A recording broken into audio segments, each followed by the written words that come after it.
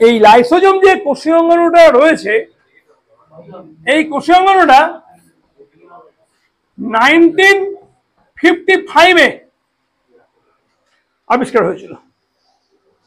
ঠিক আছে, 1955-এই এর আবিষ্কার হয়ে গেছে। 1955-এ একটু আগে জানলাম যে রাইবোজোমের নামকরণ হয়েছিল, আর এই সালেই লাইসোজোম আবিষ্কার হয়েছিল। ডি দুবে, ডি, ঠিক আছে, ডি ডি বা দয়া ফোলা দা লিখবো না, দয়া ফোলা আকার দেবো না, দুবে।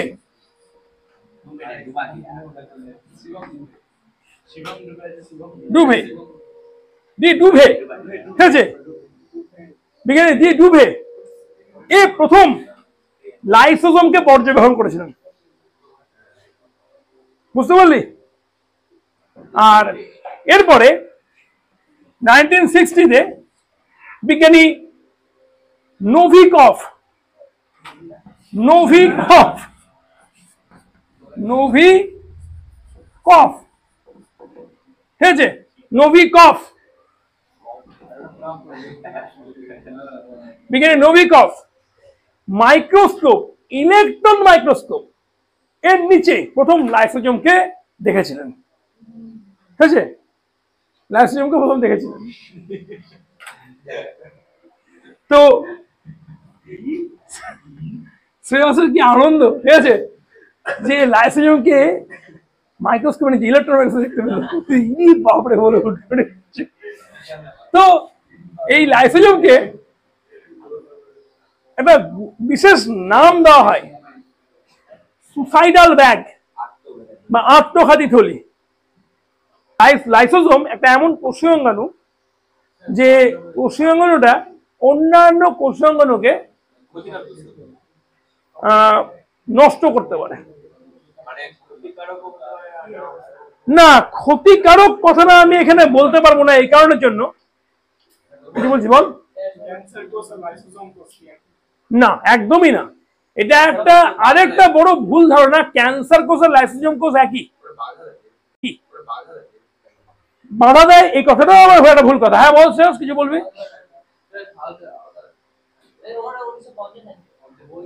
1950 দেওয়া আছে বইয়ের মধ্যে, না 1960 সালে। ডুবে, ডুবে কি দিয়েছে? 1950 দিয়েছে, 1955 হওয়া উচিত। ঠিক আছে, একটু দেখ তো।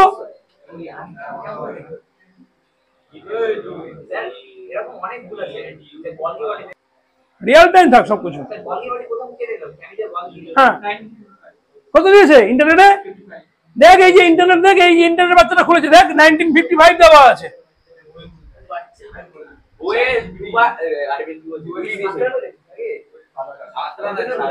তুই যে বই দেখ না কেন, আমি জানি না কোন বই দেখছিস, সব বই ভালো, কিন্তু আমি যেটা বলছি স্যার ফেলে দেওয়ার মতন না। ঠিক আছে, কেন আমার একটা ডায়লগ আছে, তো আমি আর বললাম না, এই ডায়লগটা তোরা জানিস সবাই।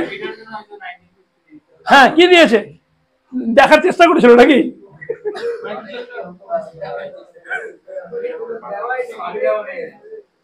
দেখার চেষ্টা করেছে, দেখতে পাইনি। ঠিক আছে, চশমা ছিল না বলে। ছেড়ে দে, এটাই মনে রাখ। ঠিক আছে, এইটাই অরিজিনাল সাল, এটা অরিজিনাল। ঠিক আছে, 1955 হচ্ছে অরিজিনাল। তো 1955-এ ডি ডুবে প্রথম এটা দেখেছিল, আর 1960-তে নোভিকভ, ঠিক আছে, নোভিকভ ইলেকট্রন মাইক্রোস্কোপ নিচে লাইসোজোমকে প্রথম পর্যবেক্ষণ করেন। ঠিক আছে, এই ইলেকট্রন দেখেছি তো, এর জন্য আমাদের এই মাইক্রোস্কোপে। তো ব্যাপার হচ্ছে যে এই ডি ডুবে যখন দেখেছিল তখন তো ভালো মাইক্রোস্কোপ তৈরি হয়ে গেছে। 1935 থেকে 37 এর মধ্যে বিজ্ঞানী নল আর বিজ্ঞানী রুস্কা, ঠিক আছে, ইলেকট্রন আবিষ্কার করেছে। 1939 এটা ব্যাপকভাবে প্রচারিত হয়ে গেছে। তো ডি ডুবেও দেখতে পেত, কিন্তু এই ইলেকট্রোম্যাগনেটিজমে দেখেছিল, এ দেখেনি। ঠিক আছে, তো এই লাইসোজোম এর আত্মঘাতী থলি দেওয়ার পিছনে কারণ কি, নাম কি, একটু আগে কিছু কথা বলছিলাম আমরা, আলোচনা করছিলাম আমরা যে ক্যান্সার কোষে কি লাইসোজোম কোষ, আমি শুরুতে বললাম না। তবে কেউ বললো একজন যে এই ধ্বংস করে মূলত। ঠিক আছে, শুধু ধ্বংস বা গঠনমূলকের গল্প আসছে না এখানে, ঠিক আছে, বা এরকম ধরনের কোনো কথা না। কথাটা হচ্ছে, এই বাচ্চা বুঝতে পারছিস তো তুই, তোরা বুঝতে পারছিস তো, লাইসোজোম একটা এমন কোষীয় অঙ্গাণু যে কোষীয় অঙ্গাণু প্রয়োজন ভিত্তিতে একটা বড়সড় ভূমিকা পালন করে থাকে। এই জন্য ভালো করে বোঝার চেষ্টা কর যে লাইসোজোম যদি কোনো কারণে ফেটে যায়, লিকেজ হয় লাইসোজোম থেকে কোনো এনজাইম, তখন ক্যান্সার হতে পারে। লাইসোজোম ক্যান্সারের জন্য একটা দায়ী কোষীয় অঙ্গাণু, কিন্তু লাইসোজোম থেকেই যে ক্যান্সার হবে এর কোনো গ্যারেন্টি নাই। লাইসোজোম যদি টেম্পটেড হয়, লাইসোজোম যদি নষ্ট হয়ে যায়, ফেটে যায়, লিকেজ হলো, বারবার করে তুই ধরনের কোনো একটা ঘা হয়ে আছে, ক্ষত হয়ে আছে, খুঁচিয়ে যাচ্ছিস, তখন লাইসোজোম নষ্ট হতেই পারে, দিয়ে ক্যান্সার হলো। যেমন ধরে গালে কারো দাঁত এলোমেলো হয়ে আছে, গাল কাটছে, 1-2 মাস হয়ে আছে, দাঁতে দেখা ঠিক আছে, ধরে 5 বছর ধরে তার গাল কাটছে, ও নিজে কোনো অয়েলমেন্ট বা কিছু দিয়ে নিয়ে দাঁত ঠিক করার চেষ্টা করছে, ডাক্তার দেখাচ্ছে না, ওইটা হতে পারে mouth ulcer to mouth cancer. কথাটা বোঝা গেল? ঠিক আছে, এটা মনে হয় আমি কোনো ক্লাসে বলেছিলাম জিনিসটা। ঠিক আছে, লাইসোজোম থেকে নিঃসৃত এনজাইম যদি কোষকে ক্ষতিগ্রস্ত করতে চায় তার সাথে ক্যান্সার হতে পারে। কিন্তু লাইসোজোম কতটা গুরুত্বপূর্ণ কোষীয় অঙ্গাণু দেখ, এ কিন্তু আমাদের শরীরে আছে বলে আমরা বাইরের কোনো ভাইরাস বা ব্যাকটেরিয়া, ভাইরাস বলাটা ভুল হবে, ব্যাকটেরিয়া মেনলি, ঠিক আছে, যদি বা ভাইরাসকেও অনেক ক্ষেত্রে লাইসোজোম প্রোটেক্ট করে আমাদের বডিকে, ভাইরাসকেও আটকায়, ব্যাকটেরিয়াকে মারতে সাহায্য করে, কোনো অধিবিষ বা টক্সিক এলিমেন্টকে নষ্ট করছে বডির মধ্যে থেকে, লাইসোজোম কিন্তু এইখানে আমাদের রক্ষক হিসাবে কাজ করছে।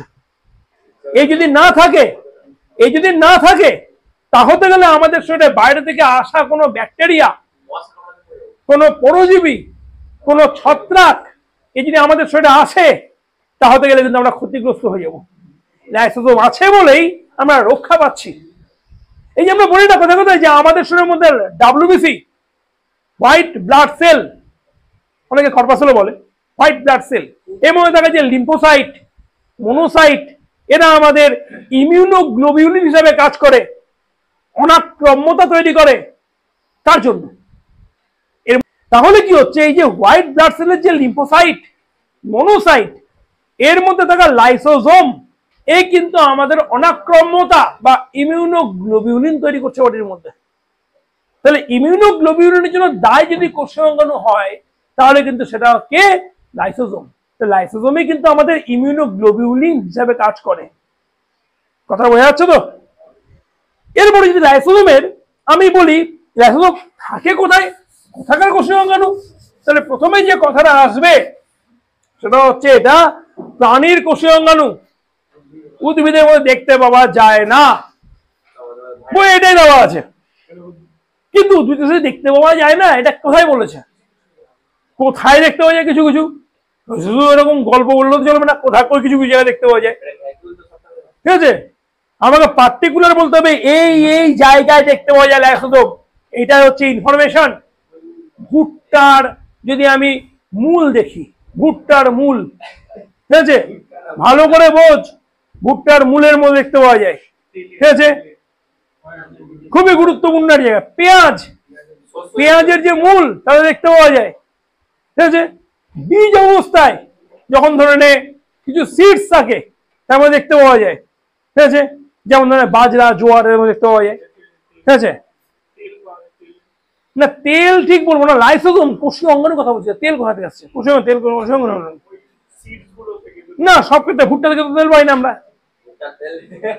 ভুট্টার তেল ভয়ঙ্কর ব্যাপার।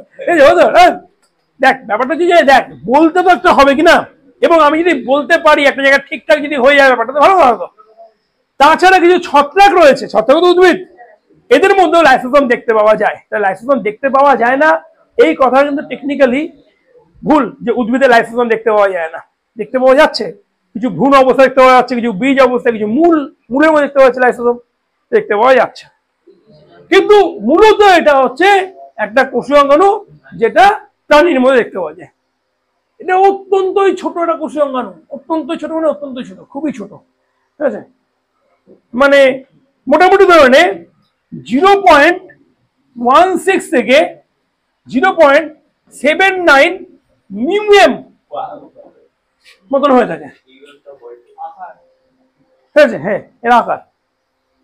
এবং এর ভিতরে কিছু ভ্যাকুয়াল দেখতে পাওয়া যায় এবং কিছু দানাদার প্রোটিন দেখতে পাওয়া যায়। এই দানাদার যে প্রোটিনগুলো দেখতে